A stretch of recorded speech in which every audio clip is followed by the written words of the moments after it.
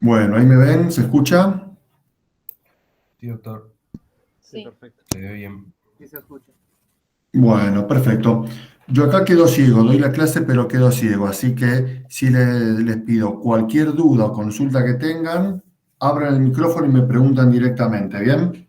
No molesta para nada. Excelente. Bárbaro. Bien, a ver,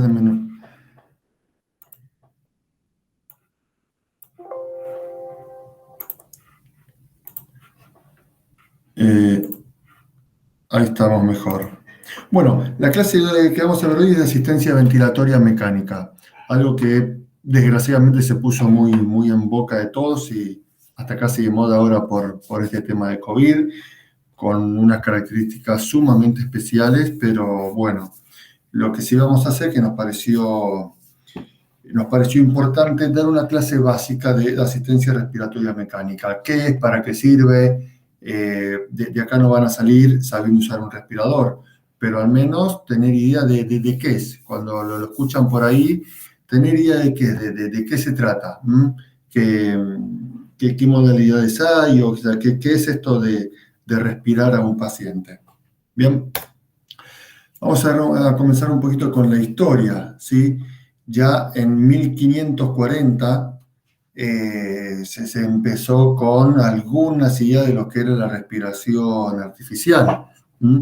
Hay presiones con presión negativa, con presión positiva. Hay distintas formas desde el punto de vista mecánico que se fueron intentando y se siguen intentando. Siglo XIX también. 18, primera descripción de lo que es un pulmón de acero, fíjense, 1860. 1860 construye el espirofor. 1870, ¿sí? Acá tenemos, fíjense, esto es fines de 1800, 1860, lo que es esta máquina, ¿no? Uno lo meten ahí, fíjense acá cómo se ve, medio con un inflador casero, le van metiendo presión, esto es la presión positiva, lo van presionando de arriba. Lo apretan, lo sueltan, lo apretan, lo sueltan, otros hacen presión negativa, ¿sí? Y después apareció, fíjense, en 1895, el autoscopio, que es un laringoscopio de visión directa, ¿sí? Era un caño rígido, recto. Si no lo vieron, lo van a ver ahí en algún museo de neumonología. En realidad es un caño recto con un angulito en la punta como para uno ver tipo telescopio, y directamente es un caño. 1898, primera cirugía con intubación traqueal. Recién 1900 se perfecciona lo que es el tubo endotraqueal flexible. Todos estos son los elementos fundamentales para el conocimiento de la vía aérea y la ventilación mecánica. 1904 empieza una cámara de presión negativa. Fíjense lo que es esto. Es una habitación entera de presión negativa. Diferente a lo que habíamos visto antes, que era presión positiva. Esto es una cámara de presión negativa. Me agarra y me expande el tórax y lo vuelve a apretar. Cámara de cabeza, 1905. 1940. Ya alguna técnica de IPV, ventilación intermitente, algo un poquito más raro. Y en 1950, similar a lo que está pasando ahora, epidemia de polio. La epidemia de polio, este es el IPV, este es el pulmotor. Epidemia de polio, como toda epidemia y toda guerra, es un momento, es un lugar de pruebas masivas y de crecimiento masivo de la ciencia, tal como está pasando ahora con técnicas de sedación y modos ventilatorios.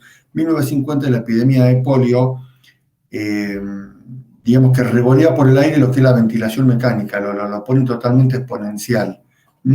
Ahora vamos a ver algunas fotos. En 1970 aparecen ya algo más con idea de lo que es ahora, los aparatos ciclados por volumen y por tiempo. Vamos a ver ahora los diferentes equipos, ¿sí?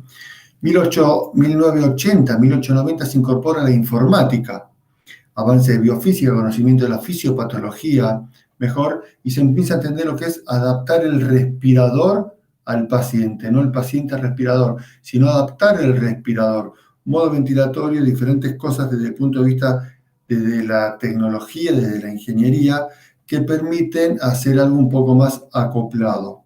En el año 2000 empieza la automatización de estos elementos. Acá tienen elementos de primera generación, acá tienen algo sumamente básico. Yo simplemente pongo qué presión quiero que tenga o qué volumen quiero que, ni siquiera presión, qué volumen quiero que tenga, cuánto le mande y cuántas veces o cuánto tiempo. Y nada más, ventilación sumamente básico. A ventilaciones, como pueden verse, ventiladores microprocesados, con pantallas, con gráficas de evolución de lo que se está haciendo el paciente, y unas parametrizaciones totalmente diferentes a lo que era de cero. Acá tenemos el Puritat Bennett MA1, acá tenemos el Neumoven 900, estos son aparatos de primera, segunda generación, primera generación.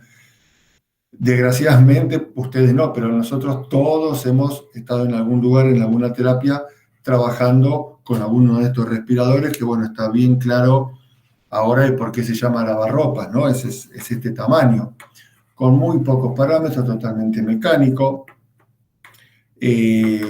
Depende mucho, por eso hablaba de la informática, de la ingeniería, cuál es el generador de flujo, de dónde sale el aire, de dónde sale la fuerza impulsora del aire.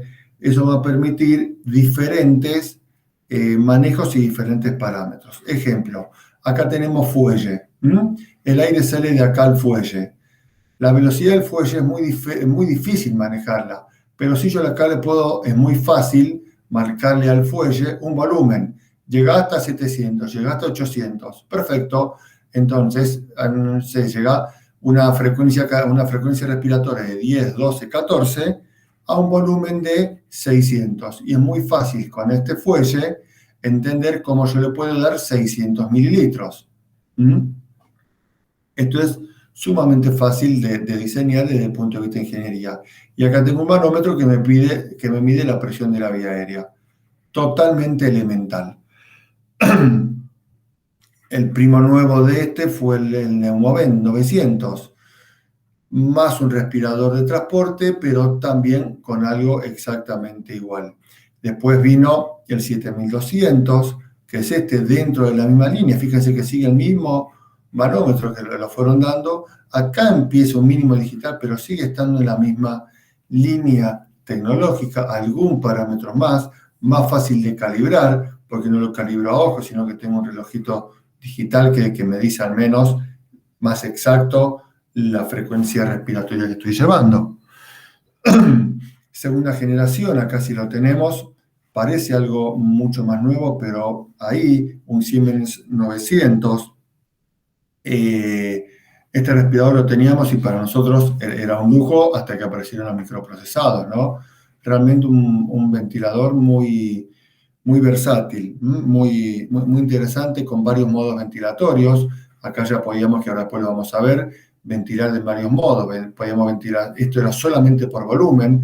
Acá ya teníamos volumen y presión, y acá teníamos volumen, presión, soporte, sensibilidad, un montón de parámetros manejados con un montón de perillitas. Y esto eran las lecturas, ¿sí? Y después vino Neumoven, Neumograph. Acá tenemos la misma empresa como fue evolucionando. El anteúltimo Neumograph, el de anteúltima generación. Hay otro que es muy similar, pero de nueva generación. Esto es tercera, cuarta generación de los respiradores, donde ya se incorpora el microprocesamiento para el análisis de la señal. Normalmente estos ventiladores, el generador de flujo, en vez de ser un fuelle, es una turbina. Entonces, manejar una turbina de manera mecánica es muy difícil, pero con sensores y con microprocesamiento es mucho más fácil manejar la velocidad de giro, el tiempo de aceleración de una turbina, cuánto tiempo gira, cuánto tiempo para, poder medir qué volumen de aire da, qué presión está ejerciendo, qué flujo está mandando. Es más fácil medir el flujo en una turbina, porque es un generador de flujo, distinto a lo que es acá un fuelle. En cambio, con turbina es mucho más fácil de hacerlo y es mucho más chico el tamaño. Acá tenemos de la empresa Tecme, también que es la evolución. Este es el modelo nuevo de tercera generación, última generación, donde acá, como lo vamos a ver más al final de la clase, empieza un ida y vuelta con el respirador. Yo acá pongo todos los parámetros, tengo muchísimos más parámetros para ir manejando, muchísimos modos ventilatorios, que son como accesorios que yo puedo utilizar. En cambio, en los nuevos, ya yo tengo una lectura compartida. ¿Qué quiere decir esto? El respirador también va leyendo lo que va haciendo y va tomando con determinados parámetros y determinados algoritmos sus decisiones. Yo le digo, ventila de esta forma, le doy objetivos y solo va regulando qué es lo que va haciendo en base a lo que va recibiendo del paciente también, ¿sí? Obviamente que para esto se requiere altísima tecnología y programas informáticos para poder hacerlo. Acá tenemos el Neumograph nuevo. Bien, como el que habíamos visto antes, esta es la versión nueva. Bien, ¿qué tenemos acá? El respirador tiene distintas partes, tiene una fase inspiratoria y una parte expiratoria. ¿Qué es esto? Por un lado sale el aire, viene, pasa por el paciente, vuelve a una parte expiratoria que vuelve al respirador. Sale del respirador, pasa por el paciente, vuelve del respirador.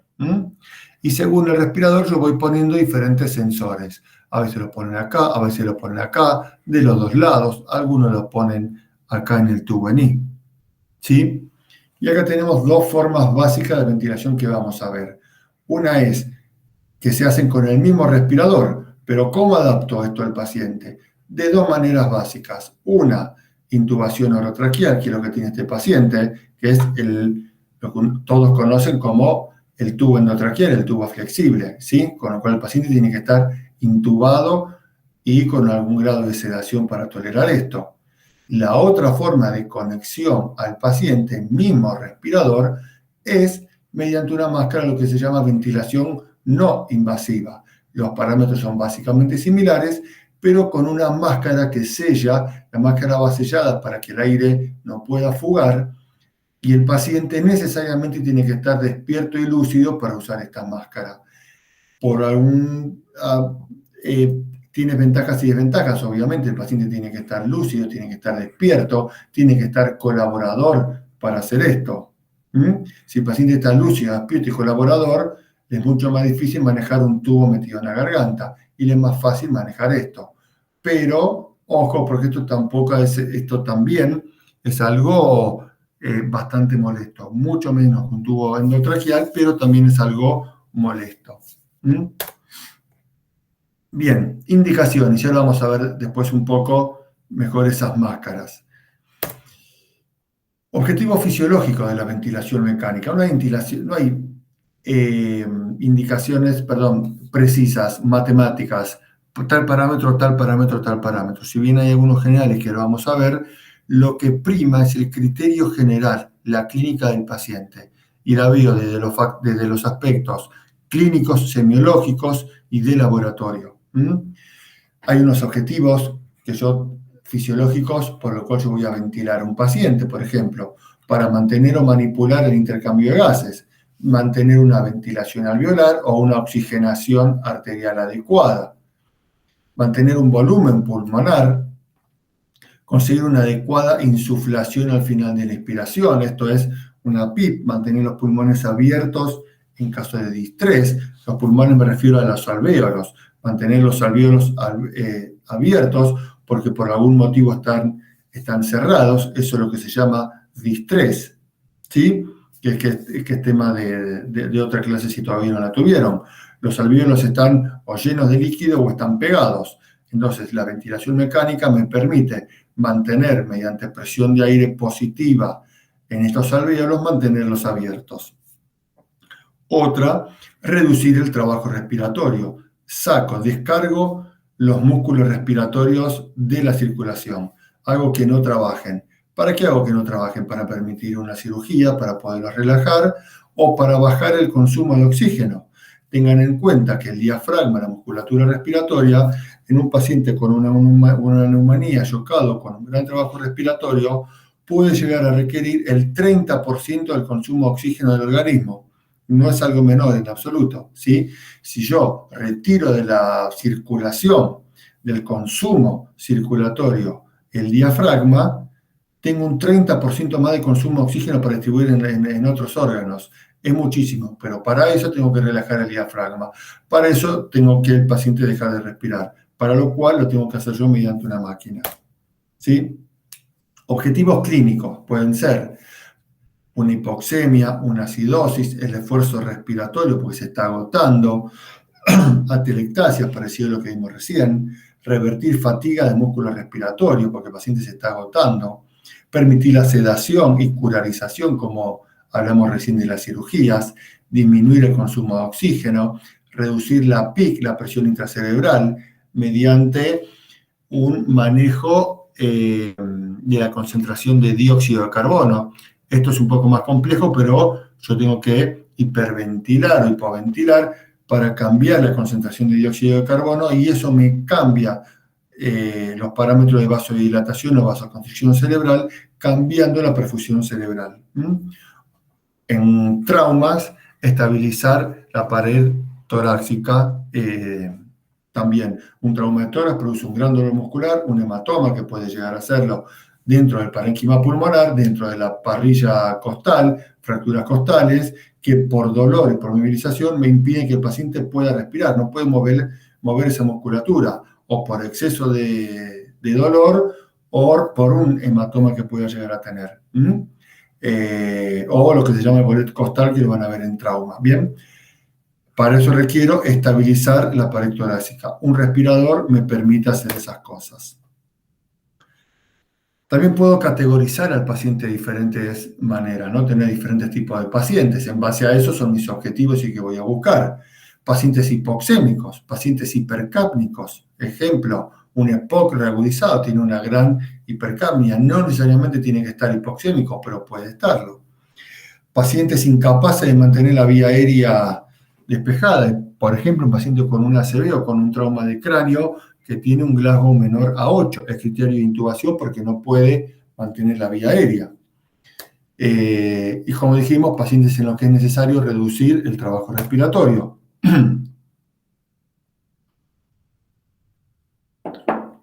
Acá tenemos lo que habíamos dado como título antes, de lo que es la ventilación no invasiva.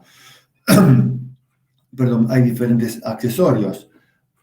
Algunos, lo que se llama helmet, que es esto, es una escafandra entera y la cabeza del paciente va ahí adentro. Todos tienen sus pros y sus contras, ninguno es mejor que el otro. El mejor es el que mejor se adapte al paciente y el que mejor tolere el paciente. Acá tenemos uno que es solamente la nariz, pero el paciente tiene que sí o sí respirar voluntariamente por la nariz y no por la boca. Esto me cierra un poco más, que son unas máscaras, pareciera una máscara de nebulización, pero a presión. Esta es una máscara también de nariz y boca que se agarra sobre la frente para tener una mejor superficie de contacto. Esta es una máscara donde entra toda la cara, una Scarface donde entra toda la cara, acá entran los ojos, la nariz y la boca. Acá tenemos de nuevo el helmet, ¿sí? Acá tenemos una Total Face instalada, que es esta. Fíjense, el respirador es exactamente el mismo y se parametriza normalmente con valores similares. Hay alguna diferencia, pero bueno, son diferentes formas de acoplar. Y este es otro tipo de ventilación mecánica que si lo escucharon alguna vez es cuando utilizan CPAP, los que utilizan un respirador para dormir, porque por ronquido, por obesidad, por diferentes causas, no pueden mantener la vía aérea permeable o hacen hipoxia a la noche o hacen hipercapnia a la noche y hacen paro respiratorio a la noche. Entonces requieren dormir con un respirador básico, no les da oxígeno, con alguna de estas máscaras, esto por supuesto que es no invasivo, algunas de estas máscaras, el paciente mismo ya lo programa, no lo tiene que estar programando tan sensible como estos equipos, sino son equipos más básicos, ya tienen unos seteos más básicos y preestablecidos, ponemos una frecuencia respiratoria de 12, 14 o un mínimo de 6 con tal presión y no mucho más. Bien, para que le permita mantener la vía aérea despejada de la noche o evitar apneas. La ventilación invasiva es la que más conoce, ¿no? Requiere una intubación endotraqueal. Acá tenemos bien los mandriles, los laringoscopios, los tubos endotraqueales de diferente tamaño. Acá vemos diferentes partes de las maniobras de intubación y cómo queda conectado el paciente cuando está intubado. Tenemos el tubo, esto es un filtro de humedad y de bacterias, y acá tenemos el respirador, la tubuladura del respirador. Y esto es una manguerita que según el respirador, como habíamos dicho, la uso como sensor de presión. Bien, y acá está. Esto también es la otra parte del respirador que todavía no está puesta, se le va a conectar al paciente y acá también vemos una manguera, un sensor diferente. Este es un sensor que mide directamente la presión a través de la columna de aire y este es un sensor electrónico con un sensor puesto acá. Bien, ¿cómo venimos? Bien. Perfecto. Bueno, criterio de intubación. Acá tenemos, como habíamos dicho, algunos criterios que pueden llegar a ser fisiológicos, numéricos, pero esto es numérico, sí, pero no es matemática, me refiero a que no es estricto. Frecuencia respiratoria más de 35, tenemos estos parámetros, ¿sí? Pero, por ejemplo, un paciente ingresa con un asma, con un ataque de asma, y seguramente tiene una frecuencia respiratoria mayor a 35. Entonces, ¿lo ventilo porque tiene mayor a 35? No. Viene y tiene una PO2 menor a 60 porque tiene una neumonía. ¿Lo ventilo? Y solamente con esto no. Una CO2, un EPOC mayor de 55. ¿Lo ventilo porque es mayor de 55? No.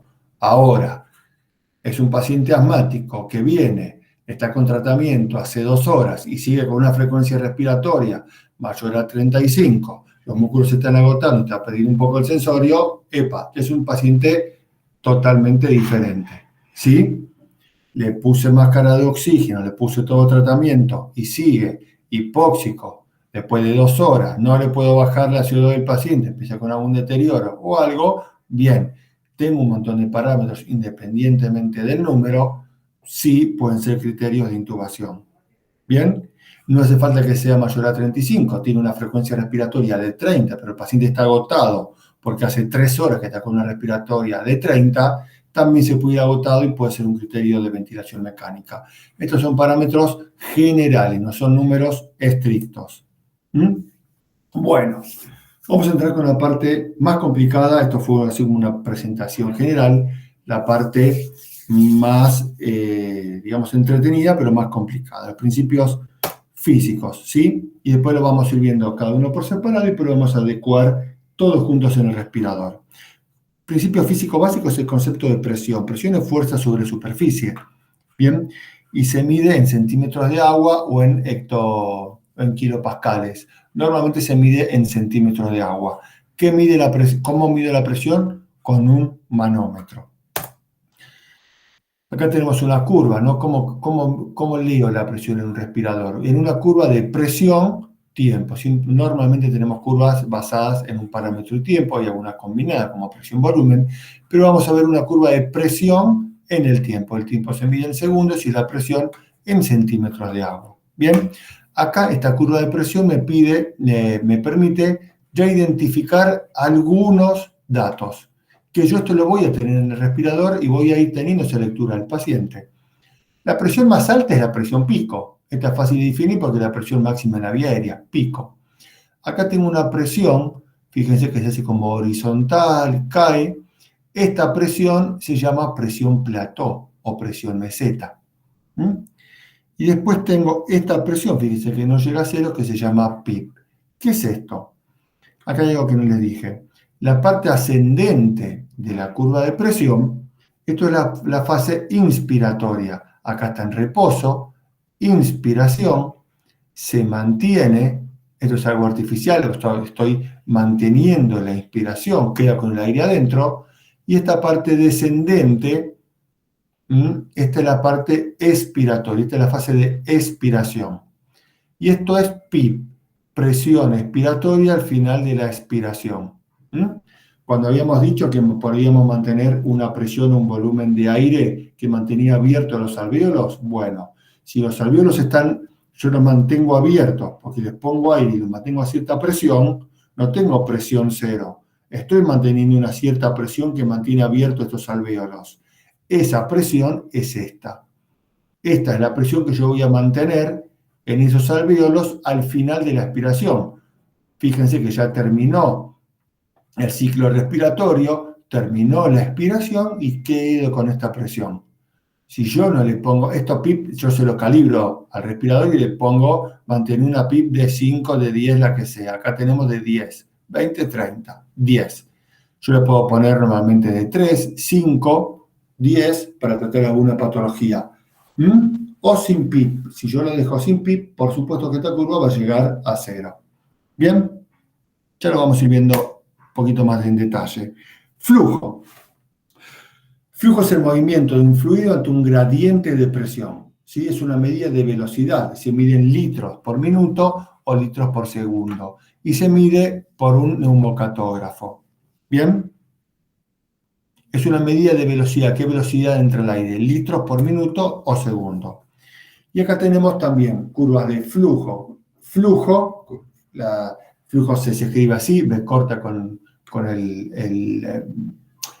el punto arriba. No sé cómo se llama el punto, es una B corta con un punto arriba. Flujo, tiempo.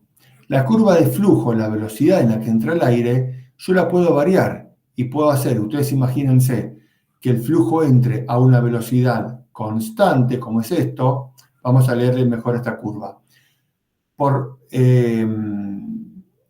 decisión, ¿sí? Por nomenclatura, tenemos la parte positiva de la curva de flujo es la inspiración, siempre inspiración.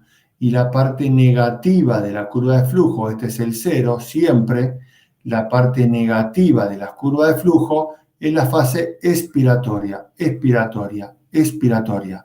La expiración siempre es pasiva. Inspiración activa por parte del respirador o acompañada con el paciente o ambos, y la expiración es pasiva. ¿Bien?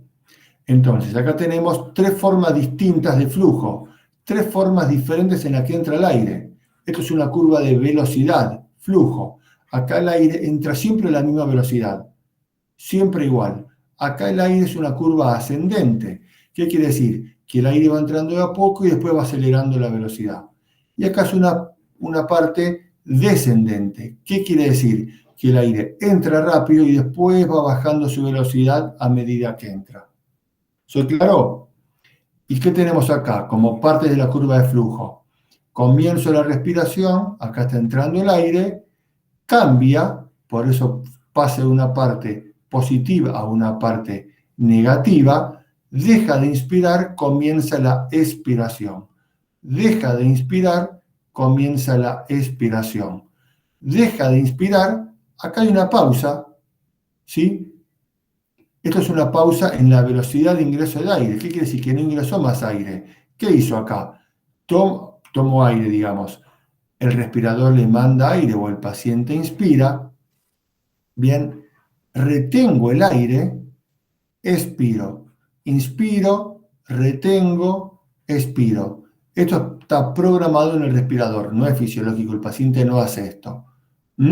Esto yo lo programo en el respirador porque hay algunas patologías y tiene algunas indicaciones donde este tipo de ventilación, esta característica, esta forma de ventilar a un paciente puede ser beneficioso. Bien, entonces tenemos la fase inspiratoria, acá vemos una pausa, y la fase expiratoria.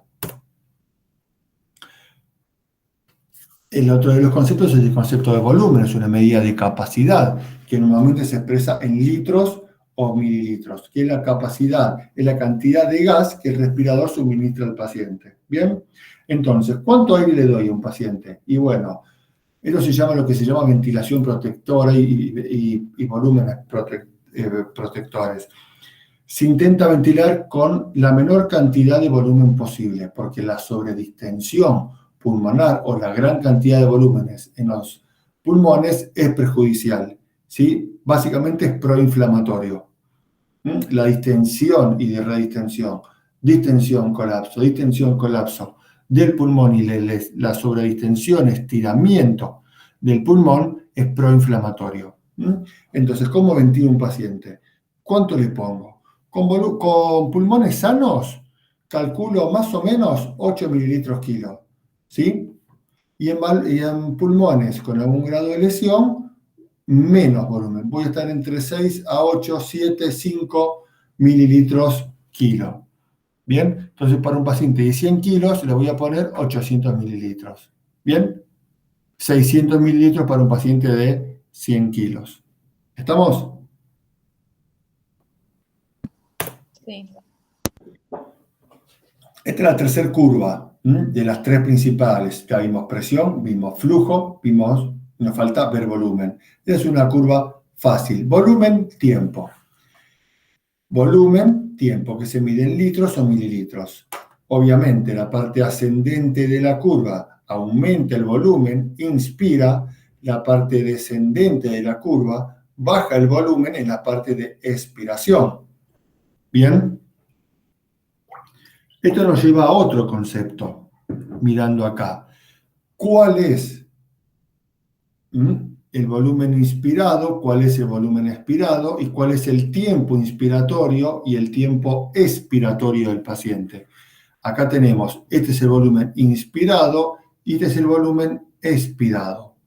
¿Cuál es el tiempo inspiratorio? El tiempo inspiratorio es el tiempo desde que se comienza la inspiración. El tiempo inspiratorio desde que comienza la inspiración hasta que comienza la expiración. Es el tiempo de inspiración. Comienza la entrada de aire hasta que empieza la expiración. Ese es el tiempo inspiratorio. ¿Sí? En cambio, el tiempo expiratorio, se me fue, el tiempo expiratorio es el tiempo que va desde que comienza la expiración hasta la próxima inspiración, no hasta que termina de salir el aire. El tiempo expiratorio va desde que comienza la expiración hasta la próxima inspiración. ¿Bien? Pausa inspiratoria, es lo que habíamos visto recién en las curvas, ¿sí? Tomo el aire, es un periodo de interrupción del flujo que yo lo programo. Tomo el aire, lo dejo adentro, un segundo, medio segundo, abro la válvula que expire el paciente. ¿Bien? Eso tiene muchas...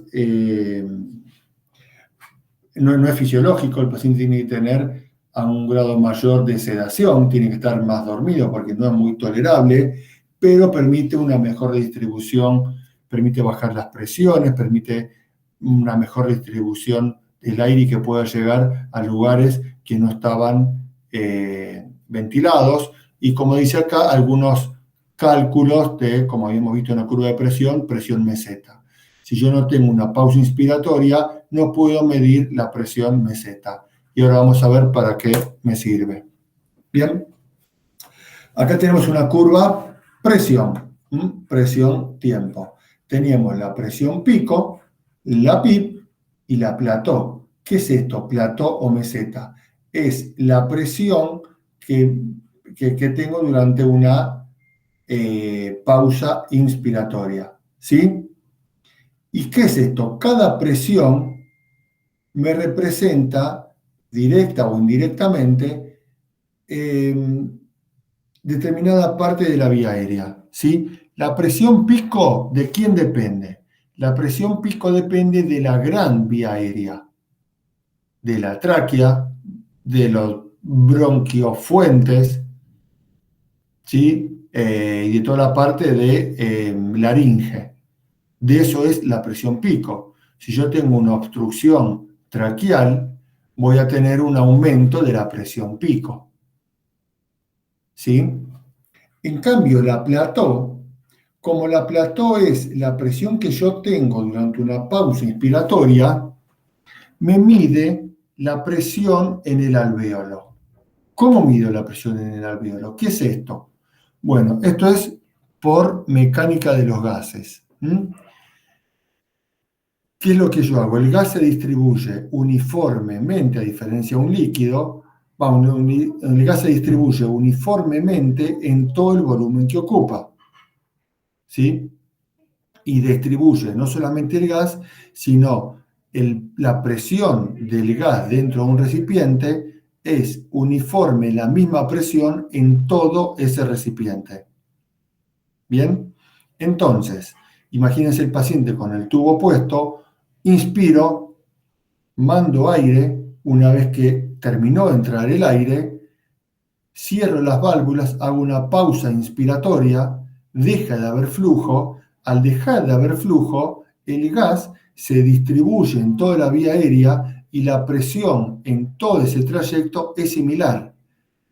Por lo tanto, la presión que yo tenga en el tubo endotraqueal, que lo puedo medir como vimos con los aparatitos, va a ser igual a la presión que yo tenga en el resto del árbol bronquial.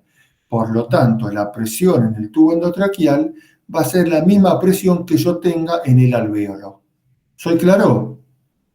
Entonces, esto me va a permitir medir la presión alveolar, que de otra manera no lo podría hacer. Entonces, acá tengo una medición, una visión de la gran vía aérea y de los alvéolos.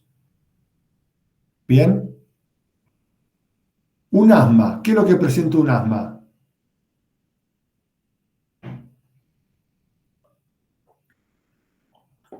¿Vieron asma? Sí, Bien, ¿qué es el asma? es una enfermedad inflamatoria que genera broncoconstricción. Bien, broncoespasmo. Broncoespasmo, ¿Bien? perdón. Sí, está perfecto. ¿Sí? ¿Quién se anima a decir si un paciente con broncoespasmo, qué es lo que vería? Esta curva, ¿me marcaría un broncoespasmo? Creo que aumentaría la presión pico, ¿o no? Ah, no, esa es la gran vía. Exactamente. No sé. Exactamente, porque yo tengo bien la gran vía aérea, que es la que está, los bronquiolos, los bronquios son los que están obstruidos, me aumenta la presión pico. ¿En los alvéolos está pasando algo? No, los alvéolos están bien. No voy a tener algún problema en los alvéolos, voy a tener un aumento de la presión pico con una presión plato normal. ¿Sí? Eso es un broncoespasmo. ¿Sí? Doctor, distinto se vería, por ejemplo, en un paciente POC. No, parecido. Voy a tener otras diferencias también, pero acá lo que estamos viendo, en presión, lo voy a tener de esa manera. Sí tiene aumento de la presión pico. Ok. Bien. Y acá tenemos lo que es, vamos a lo que es compliance, ¿sí? Compliance es lo opuesto de la resistencia. ¿Qué es la compliance? Es la distensibilidad pulmonar. ¿Cómo mido la distensibilidad? Es la relación que tengo entre el volumen y la presión que hay adentro. ¿Me explico? ¿Sí? ¿Qué presión hay y qué volumen hay? Si el pulmón es más blando, con el mismo volumen, yo tengo menos presión. Si el pulmón es más duro, para meter el mismo volumen, tengo que hacerle más presión. ¿Sí? Imagínense inflar un globo a inflar una cámara de auto. La cámara de auto es más dura, yo tengo que hacer más presión para meter el aire. En cambio, un globo es más blando. Yo tengo que hacer menos presión para meter el aire. ¿Se comprende esto? Sí. Bien. Y según la presión que yo tomo, si tomo esta presión, tomo esta o tomo esta, yo mido diferentes grados de compliance, la compliance estática o la compliance dinámica. ¿Sí? Si yo mido la plató como presión, voy a estar viendo la compliance a nivel de los alvéolos, qué tan duro o no están los alvéolos, rigidez alveolar. Esto me va a hablar en un paciente, por ejemplo, con distrés, ¿sí? Cosa que en un paciente asmático no voy a tener ninguna dificultad porque los alvéolos están bien. ¿Dónde voy a tener dificultad? Acá, en toda esta parte. Entonces, cuando yo mido la Pimax yo mido la presión pico y calculo la presión dinámica y calculo la compliance dinámica, en base a la presión pico, acá es donde me voy a estar teniendo alguna alteración, ejemplo, con un paciente que tiene una broncoconstricción o rigidez en los bronquios. ¿Sí? Esto es una compliance estática y compliance dinámica. Estos datos me los da el respirador. Bien. Y me sirven para medir al paciente y ver la evolución del paciente y hacer diagnóstico también y ir viendo el seguimiento o la respuesta o no a un tratamiento. Si yo le doy broncodilatadores a un paciente asmático, y bueno, la compliance me va a tener que ir mejorando o las presiones en la vía aérea van a tener que ir bajando. ¿Sí? Está distresado, va mejorando el distrés. La PIP no la pongo yo, pero la presión plató tendría que ir bajando. ¿Por qué? Porque está más blando el pulmón. ¿Se entiende? Bien. Con esto matemáticamente podemos ir haciendo otros juegos, como por ejemplo la diferencia entre la plató y la PIP. ¿Sí? También me habla de rigidez pulmonar.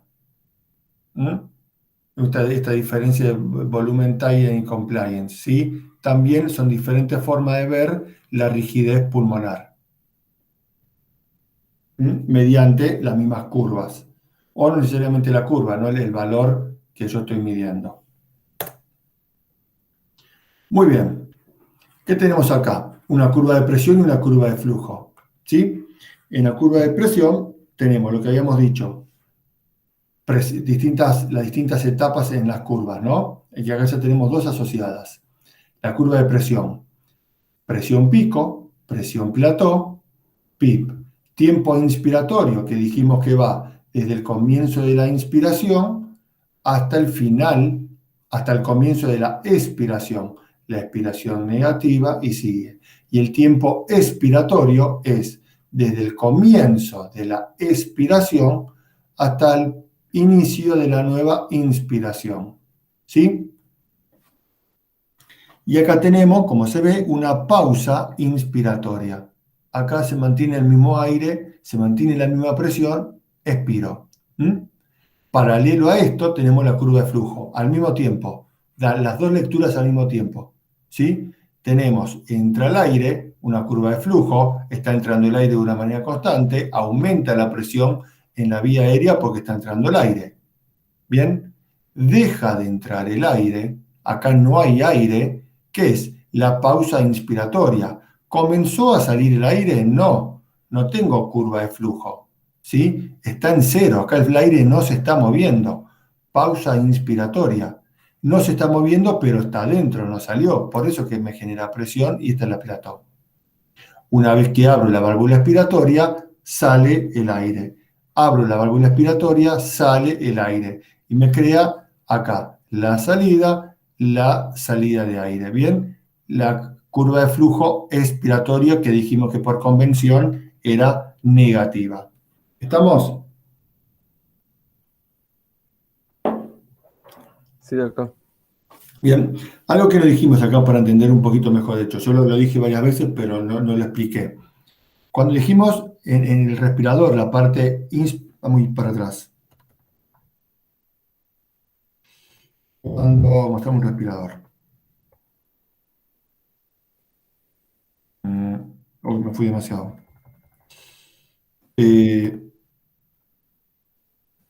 Acá. Cuando dijimos la rama inspiratoria y rama expiratoria, acá hay una válvula que se va a abrir y cerrar para la inspiración, y acá hay otra válvula que se abre y cierra permitiendo la expiración del aire. ¿Bien? Si están las dos cerradas, no hay flujo de aire. Si están las dos abiertas, el aire va y viene como quiere. Para que el aire entre, tiene que entrar el aire y la expiración cerrada. Para que el aire salga, cierro la inspiratoria, abro la expiratoria y sale el aire. Eso está claro, ¿no? Sí, sí. Sí. Bien.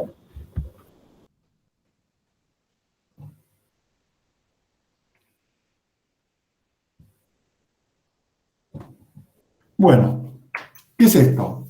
¿Trigger o disparo? ¿Qué es esto? ¿Quién dispara el respirador? ¿Sí? ¿Quién le dice al respirador de ahora comienza a respirar? Ahora, ahora, ahora. Ese es el trigger. ¿Bien? Es el inicio de la fase inspiratoria, que en una ventilación controlada, o sea, el paciente no respira, es por tiempo. Si yo le pongo al respirador una frecuencia respiratoria de 10 por minuto, cada 6 segundos va a comenzar a entrar el aire. Cada 6 segundos va a comenzar el disparo. ¿Sí? En cambio, en una ventilación asistida, el que gatilla es el paciente. El paciente es el que intenta inspirar, toma aire, el respirador sensa ese cambio de flujo o de presión y comienza la inspiración. Acá la comienza el respirador, acá la comienza el paciente. Controlada por el respirador, asistida, ¿sí? Asiste al paciente. ¿Bien? ¿Y dónde vemos el trigger? ¿Dónde vemos esto? En la curva de presión. El inicio de la curva de presión. Acá tenemos este gatillado, es lo que hace el paciente. Esta inflexión chiquita, negativa al principio de la inspiración, esto es el aire que quiso tomar el paciente, ¿sí? Inspira levemente el paciente, sensa esto el respirador, abre la válvula, entra el aire. ¿Sí? Abre la válvula, mando el aire. ¿Bien?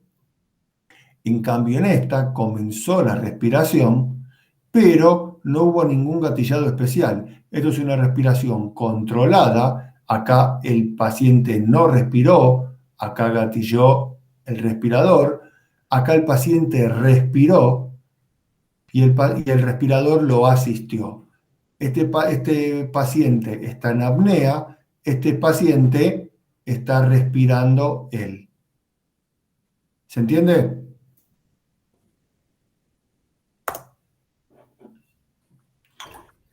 Presión positiva al final de la expiración, o PIP, ¿sí? Esto es lo que habíamos dicho. Yo meto el aire, saco el aire, pero cuando saco el aire no saco todo el aire. Dejo algo adentro para mantener los alvéolos levemente distendidos, ¿sí? Por ejemplo, para evitar que se colapsen los alvéolos por un distrés, que no se cierren del todo. Les dejo un poco de aire adentro. Ese aire me genera una presión. Esa presión es esto, la PIP. Y esto yo lo programo. Yo quiero que haya 5 de presión. 10, la que sea. ¿Bien? La PIP me va a aumentar la capacidad residual funcional, mejora el reclutamiento alveolar, ¿sí? Porque al estar los alvéolos abiertos, me mantiene la apertura de la vía aérea. ¿Qué es el reclutamiento alveolar? Yo tengo los alvéolos que están pegados, porque están distresados. Yo le mando presión, los despego. Si yo le saco toda la presión, se vuelven a pegar. En cambio, si yo los abro con presión y cuando expiro no los cierro del todo, evito que se vuelvan a pegar y a cerrar. Esos alvéolos que estaban pegados, ahora con presión, están abiertos y forman parte del circuito respiratorio, que antes al estar pegados no formaban parte. Eso se llama reclutamiento alveolar. La PIP es una herramienta que me permite el reclutamiento alveolar. Pero también tiene efectos cardiovasculares, la PIP, por aumento de las presiones intratorácicas, que me va, fíjense, baja la precarga, baja la poscarga del BI, aumenta la poscarga del BD. Fíjese que en un paciente con falla cardíaca, la puedo utilizar perfectamente para manejar parámetros hemodinámicos, no solamente respiratorios. En un edema agudo de pulmón, yo puedo hacer una ventilación con BNI, con ventilación no invasiva, con el objetivo de aportarle PIP al paciente para bajar la poscarga y bajar la precarga, mejorando la hemodinamia. ¿Sí? Y esto me va a esto me va a afectar el volumen minuto del paciente. El volumen minuto va a depender del volumen del paciente y la frecuencia cardíaca. Esto me va a mejorar la saturación del paciente, la disponibilidad de oxígeno, la saturación venosa, la saturación arterial, y también al manejar las presiones voy a estar manejando la TAM. Todo esto va a influir en la positivo o negativo, va a influir en la perfusión miocárdica. Y la perfusión miocárdica obviamente influye en el inotropismo cardíaco. Y el inotropismo va a mejorar el volumen minuto. Bien, acá tenemos consecuencias cardiovasculares de la ventilación mecánica, positivas o negativas. Si yo me excedo en la PIP y bajo demasiado la precarga, pierdo inotropismo.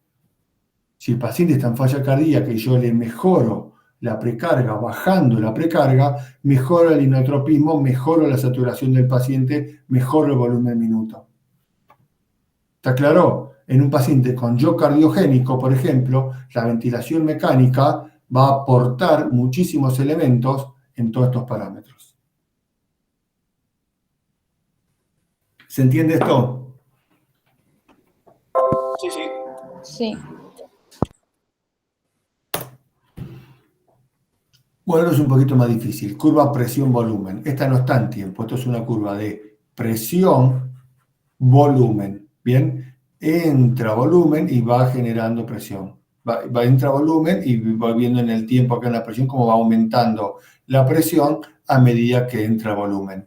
Esta parte inicial es esta parte ascendente así, ¿sí? Casi como una S. Esta es la fase inspiratoria y esta es la parte expiratoria. Inspiración, expiración.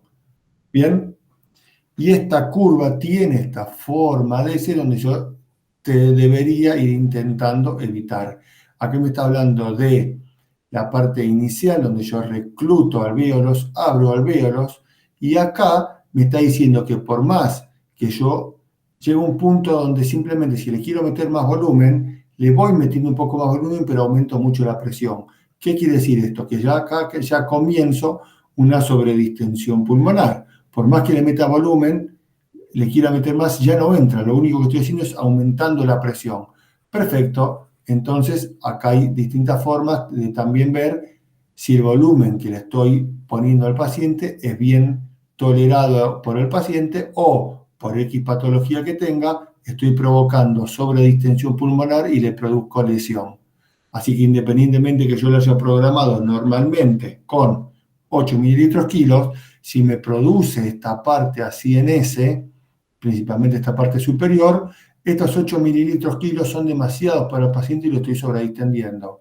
Le tengo que poner un poco menos y evitar esta parte horizontal de la curva que es sobredistensión pulmonar. Y como habíamos dicho, la sobredistensión es proinflamatoria con aumento de citoquinas proinflamatorias a nivel de los alvéolos y de los capilares pulmonares. ¿Sí?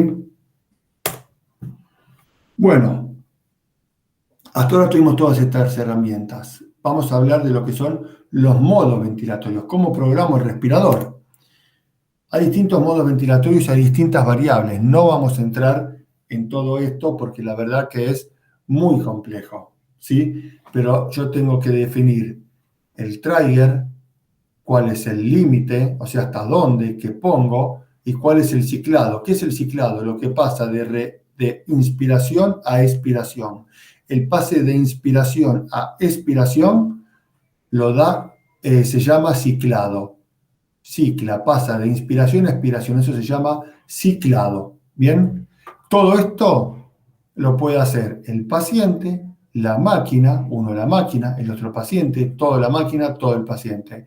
Y eso me da distintos grados, como por así llamarlo, de colaboración y de trabajo en conjunto entre el paciente y la máquina. Hay algunos que son más autónomos del paciente, otro donde es 100% la máquina. Y hay otro donde el paciente comienza un poquito y después sigue la máquina. El paciente comienza un poco, la máquina lo ayuda y el paciente también sigue después. ¿Sí? Bien.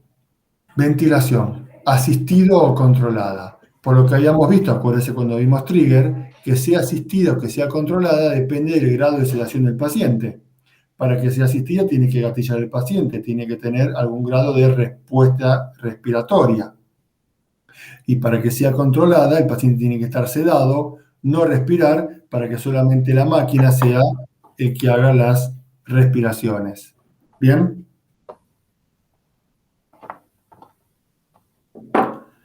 ¿Cuáles son los dos modos ventilatorios básicos? Los que se llaman modos por volumen o modos por presión. Se llama controlado por volumen o controlado por presión. Se llama controlado, pero por este tipo de ventilación, ¿no? También que es asistido controlado. También puede ser asistido. Ya dijimos de que depende de que sea asistido o controlado, ¿no? Pero vamos a llamar modo por volumen o modo por presión. Bien. Esta nomenclatura es bastante difícil porque no está homologada. Cada respirador, cada marca, le pone a los modos ventilatorios el nombre que ellos quieran. Y ya con los parámetros mayormente son similares, pero quizá un ventilador tiene un mejor soft y tiene más parámetros para el mismo modo ventilatorio. U otro modo ventilatorio con menos características para manejar o con más características. Esto, si bien es básico, a veces complejiza un poco entender los diferentes respiradores si yo quiero llevar este modo específico a un respirador al otro. Quizás este mismo modo en otro respirador tiene más accesorios, el software es más completo, el hardware es más completo, tengo más sensores y permito al mismo modo ventilatorio tener mejores calibraciones. ¿Sí? Ventilación controlada por volumen. ¿Qué es esto? Ciclada por volumen. Cuando llega ¿qué quiere decir? Cuando llega un determinado volumen, corta. Llega un determinado volumen, corta. Yo lo fijo en 600. Cuando llega a 600 de volumen, corta. ¿Bien? Y controlada por flujo. ¿Qué quiere decir esto? ¿Qué variable manejo yo? El flujo es la variable controlada, es la que manejo yo. ¿Y cómo cicla? ¿Cómo pasa de inspiración a expiración? Por volumen. Entonces yo le digo, manda el aire a tanta velocidad y cuando llegue a 600 de volumen, corta. Manda el aire a tal velocidad, 600 de volumen, corta. ¿Me explico? ¿Le estoy diciendo algo de la presión? No. Pero sí yo me voy a asegurar de que al paciente le entren 600 de volumen, independientemente de qué presión implique esos 600. Puede estar bien, puede ser una barbaridad. Este es un modo controlado por volumen. El foco está en el volumen. Entra un determinado volumen, corta. Entra ese volumen, corta.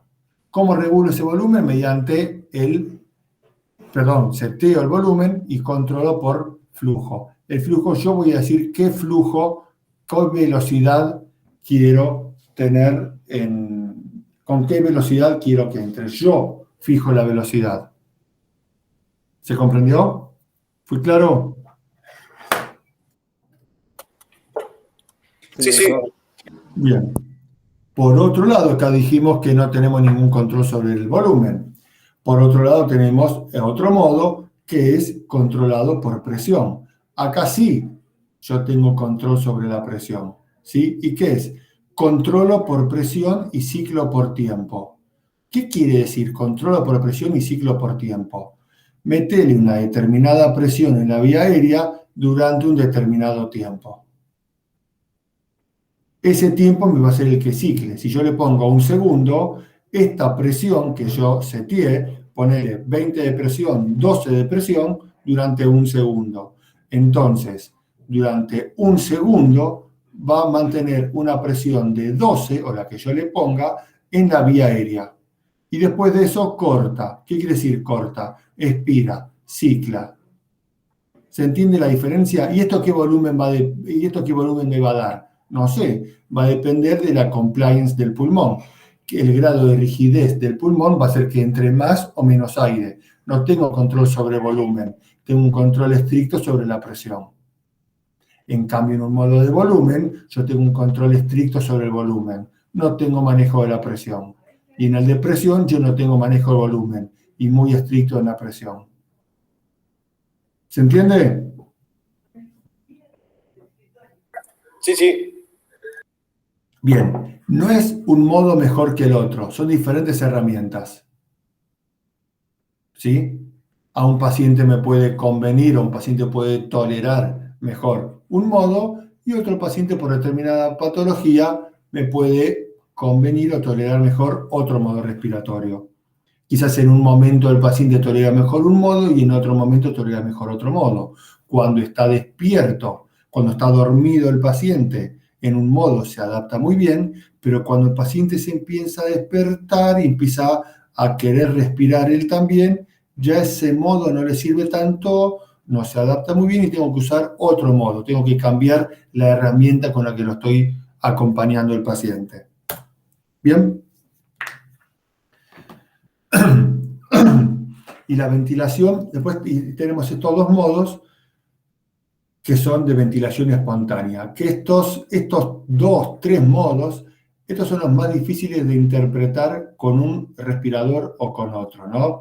Porque acá sí donde tenemos diferentes definiciones de cuál es CPAP, cuál es soporte y cuál es BiPAP. Y cambia, esto lo llaman algunos bilevel, esto lo llaman a veces soporte más PIP. El soporte más PIP es el BiPAP. Son diferentes formas de expresar lo mismo. Un ingeniero me dice dos es BiPAP porque son dos momentos de presión. Yo mantengo una presión y mantengo otra presión, porque lo lee desde el punto de vista de la ingeniería. Pero son diferentes modos. ¿Qué es el CPAP? El CPAP es simplemente mantener una PIP con el paciente. Yo lo único que programo es la PIP. ¿Sí? Ejemplo, ¿dónde uso CPAP? ¿Dónde voy a usar PIP? En un paciente donde yo lo conecto para un parámetro hemodinámico, para un edema agudo de pulmón. Yo le pongo una BNI, una máscara, donde yo lo único que quiero es PIP. Perfecto, lo mantengo con esa PIP por los motivos cardiovasculares hemodinámicos que habíamos dicho. Es una de las principales variables que yo uso en un paciente con disnea obstructiva del sueño. En la fotito del hombre ese que estaba al lado de la cama seteando su aparato para dormir a la noche. ¿Qué es lo que voy a setear principalmente? La PIP, para que no se obstruya. No necesito otra cosa. Bien. Por otro lado tenemos el soporte. ¿Qué es el soporte? Es una modalidad donde se cicla por flujo, bien, pero está destinado a asistir la respiración del paciente. El paciente es el que toma el aire y mantengo una presión constante en la vía aérea mientras que el paciente va respirando. O sea, el paciente toma el aire y yo lo soplo al paciente mientras que el paciente va respirando, más o menos. ¿Se comprende? Por eso se llama de soporte. Es una asistencia inspiratoria. Bien, donde yo le mando más o menos flujo al paciente según el esfuerzo que haga el paciente para mantener una presión seteada. También se lo llama presión inspiratoria. ¿Se comprende esto? Sí, doctor. Y el BiPAP es cuando yo sumo las dos presiones, cuando al paciente le pongo soporte y le pongo PIP.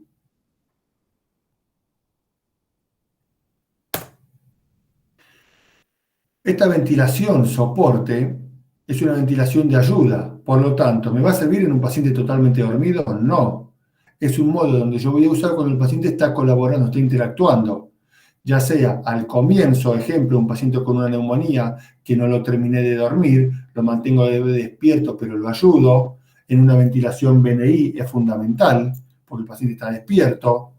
Al final de la ventilación, cuando lo empiezo a despertar, a sacar del respirador, y el paciente vuelve a respirar y está colaborando, interactuando con el respirador, la presión de soporte es donde tiene mayor efecto. Me va a dar mayor confort, menor trabajo respiratorio, disminuye la frecuencia respiratoria, ¿sí? Previene la fatiga diafragmática, previene la fatiga al tener menor trabajo, porque está respirando el respirador, distribuye las cargas, ¿no? Compensa el tubo endotraqueal, esta es otra cosa también, facilita el weaning. El paciente está saliendo del respirador y yo le hago que para salir del respirador haga menos esfuerzo. ¿Bien?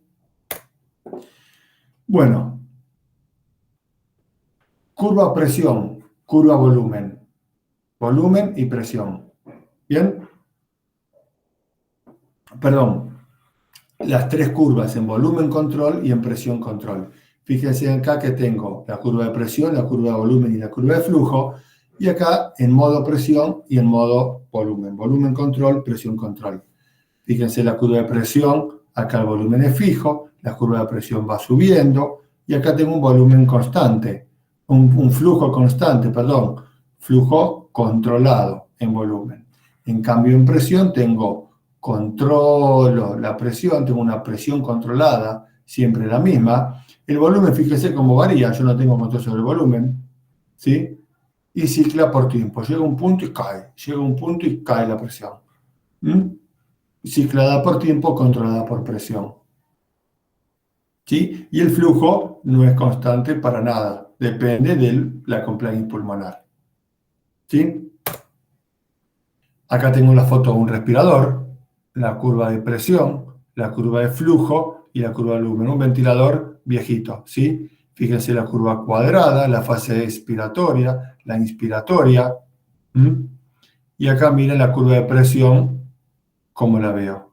Y acá tengo la PIP, acá tengo la presión pico. No veo meseta porque no hay pausa inspiratoria. Presión pico, presión PIP. 10 de PIP, 40 de pico. Volumen tidal de 650 debe ser por acá.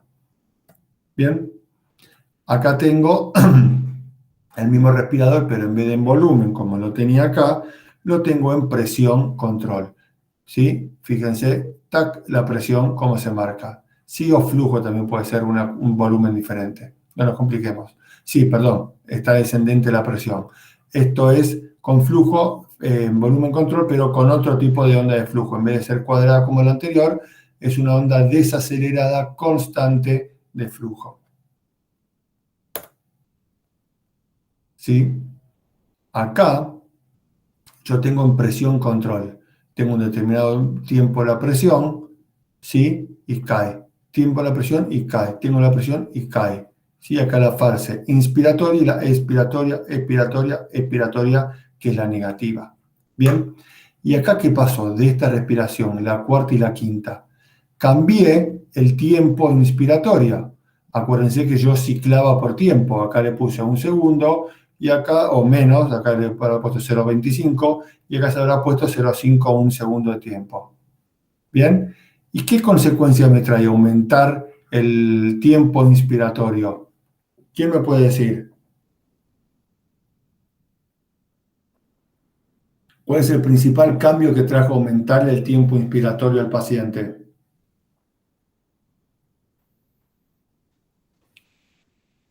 Y abajo se ve que aumentó el volumen. Exacto, si yo le meto la misma presión, pero durante más tiempo, le estoy metiendo mayor volumen. ¿Bien? Otra curva de presión. Bien. Y acá ya estamos terminando.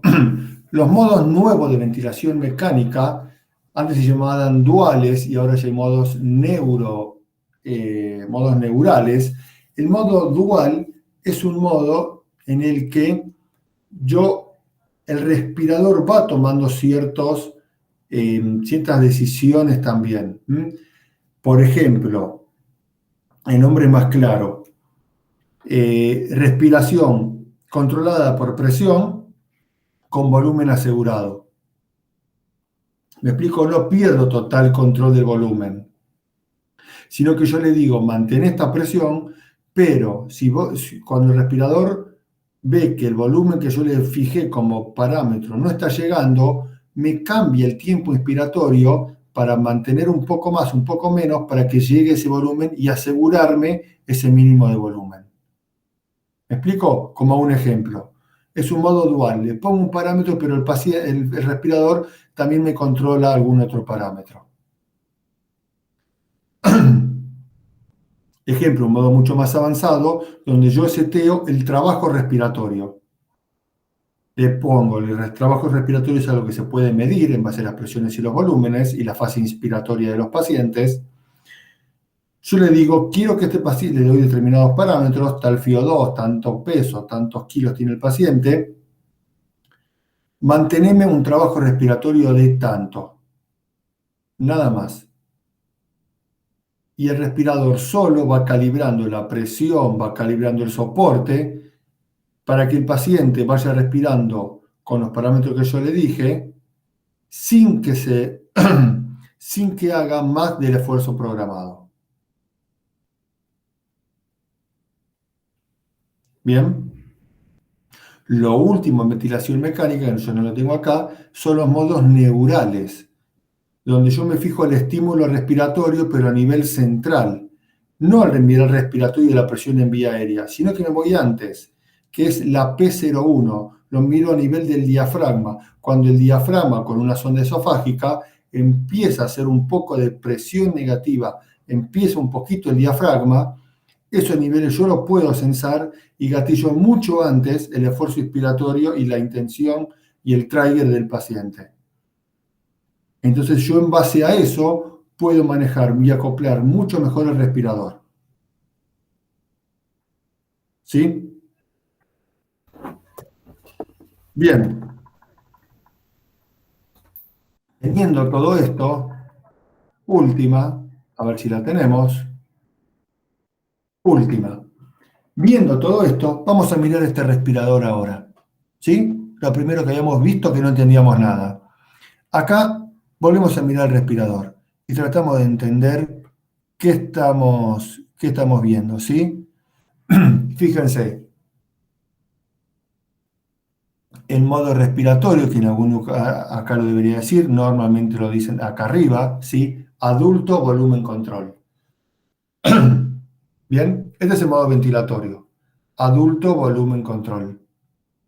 Pico, flujo no importa, estos son parámetros que algunos me devuelve el respirador y otros que yo fijo. Estos son los que yo fijo y todos estos son lecturas que voy recibiendo. Estoy en volumen control. ¿Y qué seteé? Seteé un volumen tidal de 420, estos están litros.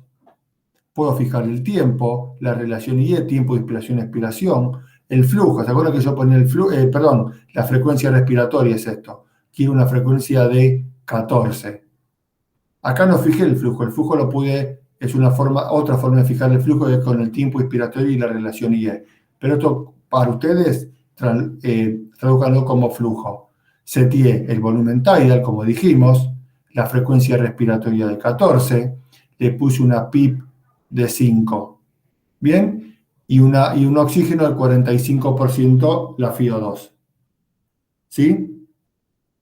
Acá tengo la curva de presión, la curva de volumen y la curva de flujo. Y acá dos gráficas de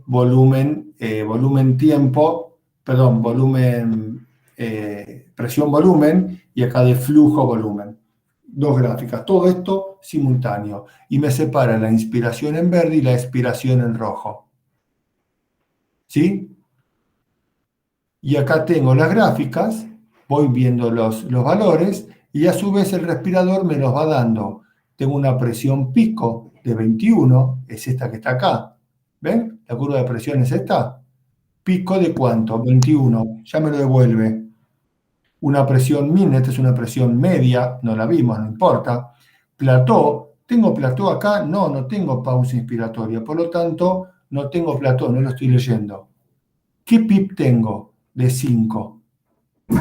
¿Sí? Si bien, claro, si tengo 5, si yo puse 5 de PIP, claro, pero hay patologías, por ejemplo el EPOC, donde hay algunas circunstancias en la respiración donde el paciente genera autopip. Está reteniendo el aire. Esa retención de aire genera una PIP, lo que se llama PIP intrínseca, PIP propia del paciente. Entonces voy a tener una PIP diferente a la que yo le programe. Yo le programé 5 y el paciente está teniendo 7. Hay 2 que está generando el paciente. ¿Se entiende? Y esta es la ruedita con la cual yo controlo todos estos parámetros y voy manejando todo el respirador. Y acá seteo alarmas, pongo silencios, volúmenes de las alarmas. Acá mido el nivel de batería, si está conectado o no y cuánto tengo de batería. Si es un adulto pediátrico. Acá tengo la frecuencia respiratoria total. Acá la que yo puse, sí, pero capaz que yo le puse 14 y el paciente respira más, el respirador lo sensa y lo da, y está respirando más, puede estar respirando a 17 y yo puse 14. Hay 3 que son del paciente, se está despertando. ¿Me explicó? Sí, sí. Estos son los parámetros que me va devolviendo el respirador.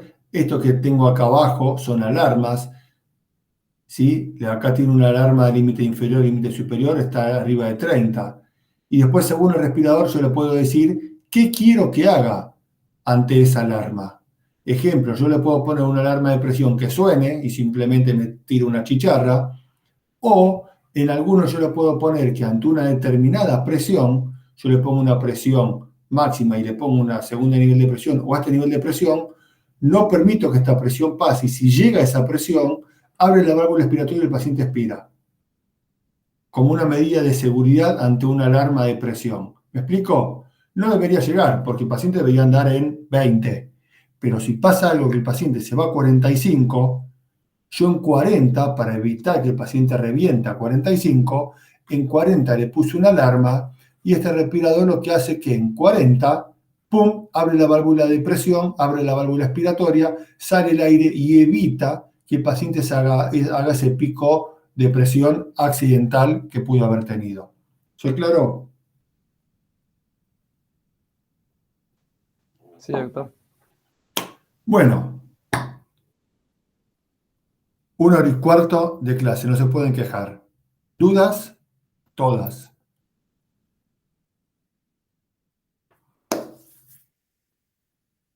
Se cayeron, quedaron mudos, los perdí. ¿Entendió algo?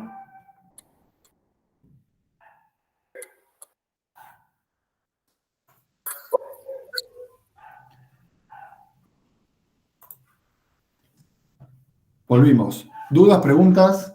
¿Alguno tenía alguna idea de esto? No. Abran los micrófonos.